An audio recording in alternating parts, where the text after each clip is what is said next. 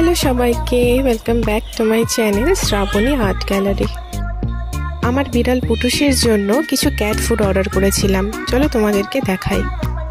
আর প্রথমেই বলে দিই, এটা কিন্তু একটা নন স্পন্সার্ড রিভিউ, যা বলবো আমি পুরোটাই আমার পার্সোনাল ওপিনিয়ন। প্রথমেই রয়েছে ড্রুলসের এই ক্রিমি চিকেন পেস্টেড ট্রিট। এটা খেতে আমার বিড়াল ভীষণ পছন্দ করে। চিকেন পেস্ট হলে পুটুসের আর কিচ্ছু চাই না। তারপরে রয়েছে ড্রুলসের এই ক্যাট বিস্কিট ট্রিটটা, এটাও চিকেন দিয়ে তৈরি। এটা ওকে আমি একবারই খাইয়েছিলাম আগে, ও মোটামুটি ভালো খায় এটা। তবে হ্যাঁ, এইগুলো কিন্তু আমার বিড়ালের সারাদিনের মেন মিল কিন্তু নয়।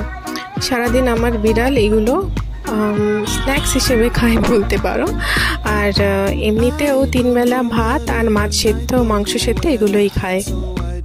ওকে, বাই।